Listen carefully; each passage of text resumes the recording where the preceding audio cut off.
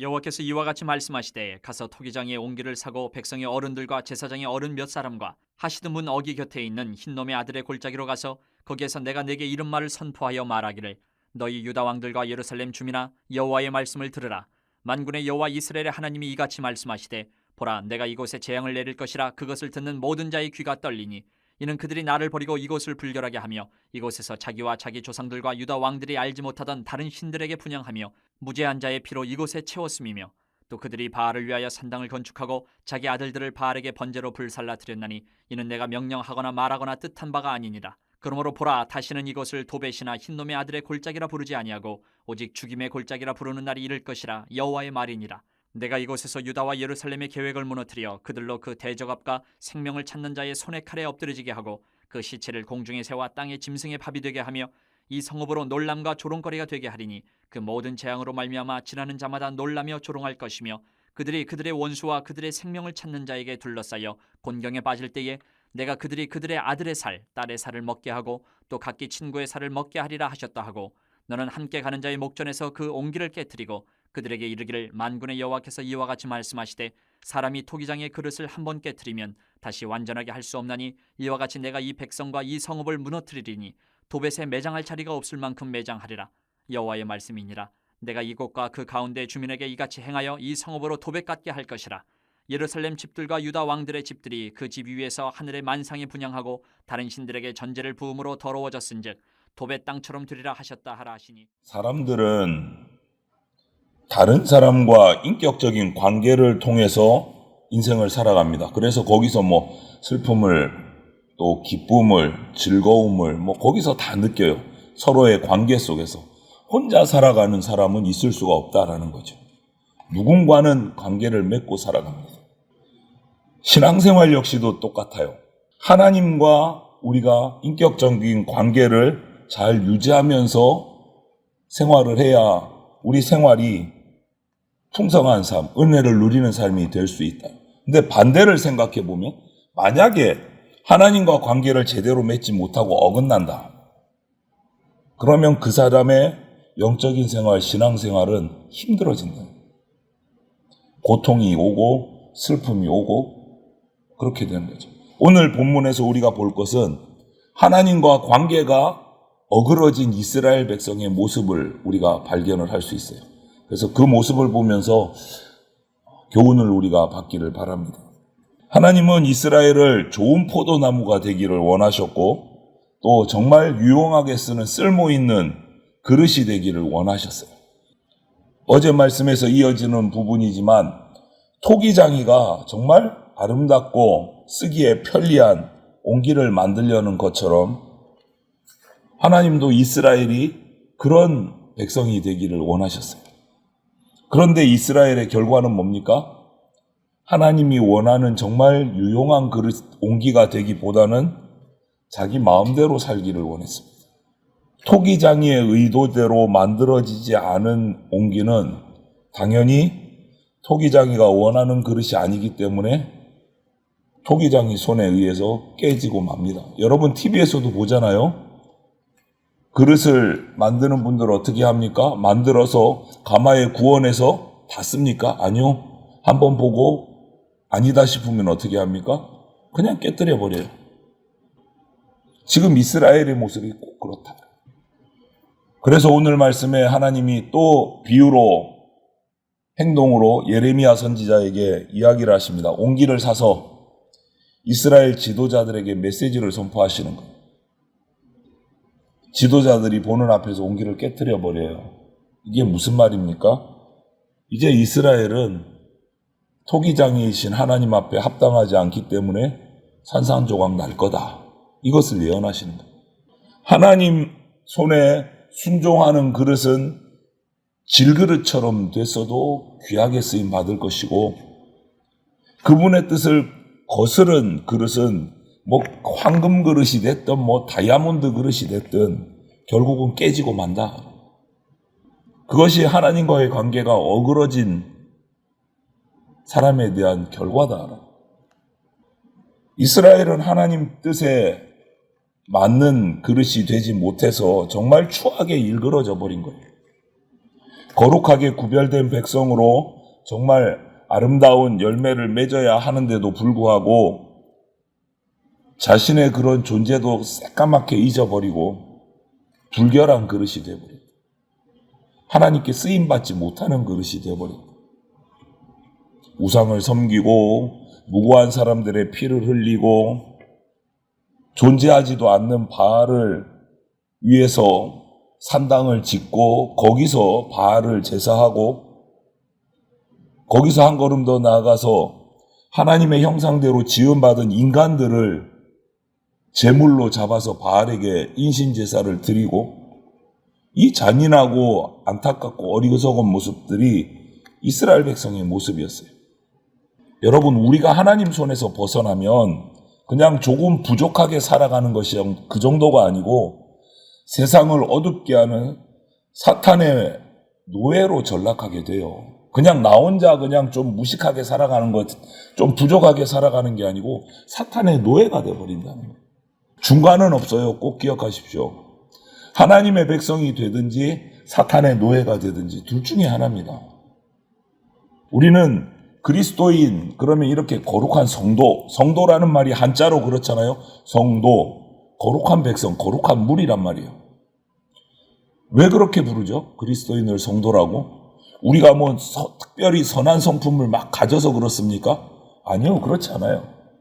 여전히 우리는 똑같이 금도 있고 허물도 많아요. 성도라 할지라도.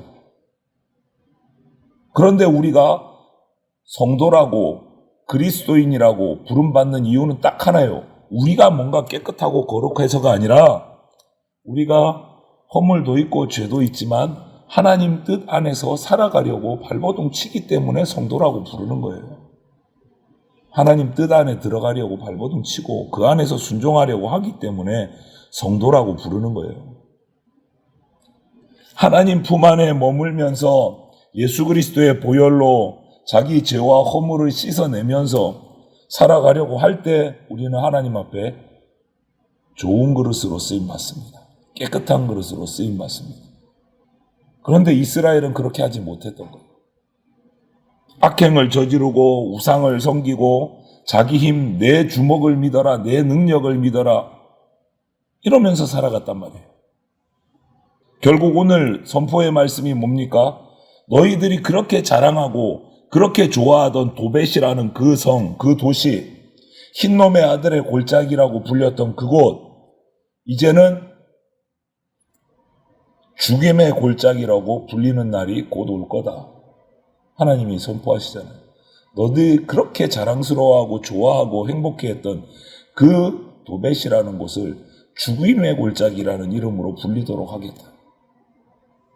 탐욕을 추구하고 인간적인 것으로 채운 것 하나도 남지 않도록 다 깨뜨려 버리시겠다라고 말씀하시는 거예요. 여러분, 하나님의 이 말씀이 대충 지나가는 것 같아도 죄인은 결코 빠져나갈 수 없습니다. 하나님의 심판에 도망갈 수가 없어요. 하나님의 심판의 정도를 말하는 거예요. 죽임의 골짜기로 바뀌겠다. 모든 하나님을 따르지 않는 자들은 죽임이다. 심판이 있습니다. 하나님의 관계가 깨어진 사람은 살고 있어도 죽은 거나 마찬가지다라는 말이에요. 이 말을 우리가 정말 두렵게 받아야 됩니다. 이스라엘이 자랑하는 것들 하루아침에 다 사라져버릴 거예요. 하나님을 대적한 백성들에게는 심판의 칼이 임한다고 말씀하십니다. 결국 어떻게 됐습니까? 이스라엘의 역사를 보면 이 이후로 이방인의 손에 그들이 심판당합니다. 믿음이 아예 없는 자들을 통해서 믿음을 잃어버린 자를 심판하신 거예요. 그 성읍은 시체로 가득 차고 세상 사람들의 놀림거리가 되고 조롱거리가 되어버렸어요. 원수들이 포위해서 엄청난 살육이 벌어지는 그런 재앙의 성읍이 되어버린다는. 그렇게 되면 뒤늦게 하나님의 능력을 경험하고 하나님의 능력을 깨닫고 무고한 피를 흘린 악인들이 자기 피를 흘리면서 하나님의 경고를 듣고 어떻게 해보려고 하지만 그때는 이미 늦었다. 성도는요, 하나님 은혜 안에 거하면서 내 삶이 사라지고 있다라는 것을 깨닫는 사람이에요. 하나님의 은혜 아니면 단 한순간도 내가 살 수 없다라는 것을 인정하고 깨달은 사람이 성도예요. 그래서 평안한 중에 하나님을 의지해야 되는 거예요. 내가 오늘 하루 아무 일도 없었고 뭐가 대박이 터진 것도 아니지만 오늘 하루 숨쉬며 나의 일상의 삶을 살아갈 수 있었던 것 자체가 은혜라는 것을 깨닫는 것이 우리의 할 바예요. 여러분, 이스라엘의 이 모습을 보십시오. 예레미야 시대에 하나님의 경고 후에는 돌이킬 수 없는 심판이 이어집니다. 기회를 주셨어요. 수없이 기회를 주셨습니다. 그런데도 그 기회를 다 걷어차 버렸어요. 이스라엘은. 그 이후에 심판이 시작되면 그 다음은 기회가 없습니다. 깨진 그릇은 복구할 수가 없어요, 여러분. 더러워진 그릇을 씻을 기회는 있지만 그 씻을 기회를 걷어차 버려서 토기장이가 던져서 깨져버리면 그 다음은 기회가 없는 거예요. 깨지기 전에 빨리 깨끗한 그릇으로 준비돼야 돼요, 여러분. 깨지기 전에. 엎지른 물을 다시 담을 수 없고 깨져버린 그릇을 다시 회복시킬 수 없듯이 심판이 시작되면 회개의 기회는 사라집니다. 돌이킬 수 없는 심판이 시작되기 전에 우리의 마음이 돌아서야 돼요. 이것은 이스라엘의 역사가 우리에게 증명해주는 교훈입니다. 지금도 유효한, 옛날 얘기가 아니에요. 지금 이 시간에도, 오늘날에도 이 말씀은 우리에게 적용됩니다. 유효합니다. 내 죄를 뉘우치지 않는 사람은 영원한 심판에 떨어질 수밖에 없어요. 지옥에 떨어지고 나면 회개의 기회는 없어요. 심판이 이르기 전에, 그릇이 깨지기 전에, 물이 엎질러지기 전에 나와 우리 가족들이 회개하고 예수님의 보혈의 은혜로 죄사함을 받아야 됩니다. 하나님의 경고가 지금 나와 우리 가족들에게 들려진다면 그래도 지금 회개의 기회가 있는 겁니다. 미루지 말고 하나님 앞에 나와서 엎드려야 돼요. 여러분, 하나님의 말씀을 듣지 않는다는 것은 불신과 교만으로 나가는 지름길이에요. 나도 그렇고 우리 가족들도 그렇고 내 이웃들도 그렇고 말씀을 듣지 않고 말씀을 멀리하는 것은 불신과 교만으로 나가는 지름길이에요. 그래서 우리 자녀들, 우리 가족들을 위해서 우리가 부르짖어 기도해야 되는 겁니다. 그들이 그 길로 나가면 결국은 파멸이에요. 돌아올 길이 없어져요. 하나님의 말씀을 믿고 순종함으로 하나님을 기쁘시게 하는 그런 백성이 돼야 된다. 하나님의 심판의 말씀이 들려질 때 겸손하게 돌이켜야 됩니다. 이스라엘처럼 걷어차버리면 심판밖에 남지 않아요. 오늘 말씀을 기억합시다. 하나님과의 관계가 끊어지면 심판밖에 없고 심판의 결과는 죽음이다. 그때가 오기 전에 빨리 돌이켜야 된다. 그래서 우리 가족들, 자녀들, 이웃들을 위해서 우리가 기도해야 되고 목이 터져라고 기도해야 되고 복음을 전해야 됩니다. 욕을 먹더라도 전해야 돼요. 그들은 그 미래를 알지 못하니까 우리는 알잖아요. 우리는 알잖아요.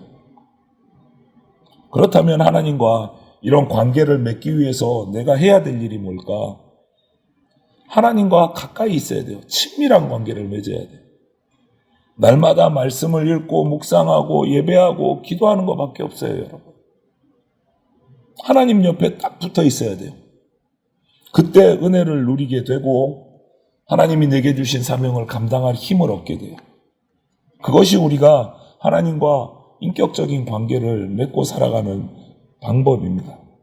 죽음밖에 없는 허무한 인생을 새롭게 바꾸는 능력은 하나님의 은혜밖에 없다라는 것을 우리가 깨닫고 순간순간마다 주님과 동행하는 성도로 살아가는 복된 성도들이 다 되시기를 주님의 이름으로 축원합니다.